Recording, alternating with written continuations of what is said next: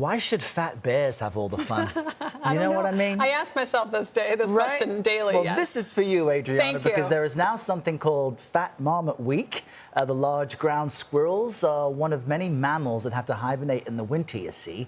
And you can vote on your favorite fat marmot through today before polls close, don't you know? The competition, we understand, was stiff, but he's now doing it's his down. American. Yeah, here we go. Now it's down to these final two, tracked by the Rocky Mountain Biological Lab. G for short, or G is short for goblin, described as loud and proud. He's also said to defend his ladies without hesitation. That's important. He's facing Dawn. Dawn enjoys the taste of rocks and is a father to many litters. Dawn has it for sure. Dawn gets around. Let's bring in Emily Renkey and Katie Adler. They're both UCLA grad students who are leading Fat Marmot Week research. Fellow Bruins, I'm happy to welcome to the show. But guys, what is this really about? Why did you start this, and why is tracking these fat little rodents so important?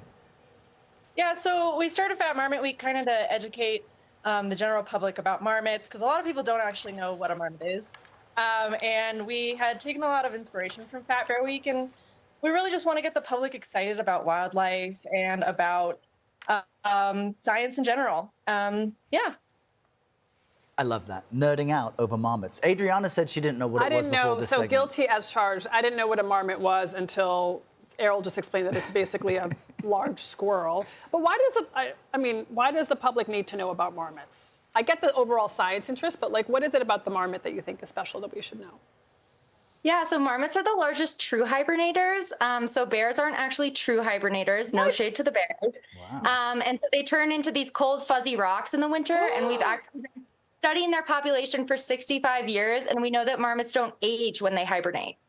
Okay, so we could use that. Now Adriana's excited. Correct my hesitancy from earlier. We need to figure out what these marmots can do, and they're magical, and how they can basically freeze themselves and stop the aging process. Look, Emily and Katie are leading the research right now. Thank goodness for these researchers that are pursuing this cutting-edge, very important research. But that's actually a lot. I didn't realize that they don't drink water at all. They apparently when they hibernate? Yeah, because they get their, you guys can correct me, they get their hydration from plants they consume. They also have their own little language as they communicate underground. Why did you guys want to get involved in this? And what are people's reactions when they find out what you're into? Yeah, so this project in general is like super valuable because, you know, as Emily said, we have 65 years of data. We can look at long-term trends in behavior, in mass gain, and how like the environment broadly impacts wildlife and marmots in general. And so that's kind of the pull towards this project, is really just like how much you can really learn about a species that you really can't learn in smaller studies. And so, how do people react? I want to know when you, like, I don't know, speak to friends. When you go to the bar and you're like, I do marmot research. Is that what you mean? Yeah. What do people say?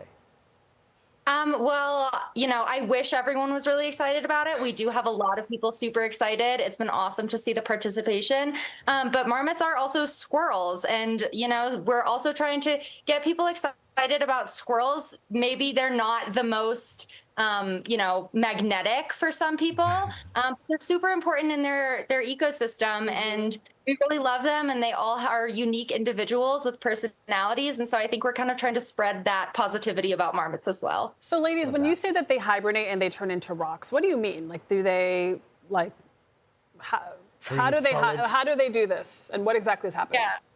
So they go into the state called torpor, which basically their body is completely shut down. Their digestive tract shrinks because they're not eating. Their heart rate slows. Their breathing slows like once or twice a minute. And they basically just become like completely inactive. Like if you could pick one up and it wouldn't know what was going on, basically. And that way they can sleep for 7 to 8 months at a time, because when the snow is over them, there's nothing to eat. There's nothing really to do. So they kind of shut down. And yeah, it's really cool. Ladies, I'm a believer. Adriana's looking for a marmot life. Where can I vote? Yes. How will the voting work? So the final is today. We have the two competitors, as you mentioned. If you Google Fat Marmot Week, we have a Google site. You can also navigate to it through our Instagram account, Rumble Marmot Project, RMBL Marmot Project. And we have a link in our story and in our bio. Okay, I'm Googling it now. There it is. Fantastic. You've got new fans at this desk, Emily Renkey and Katie Adler. Bruins convert. for life. You got a convert here, and we hope more people vote.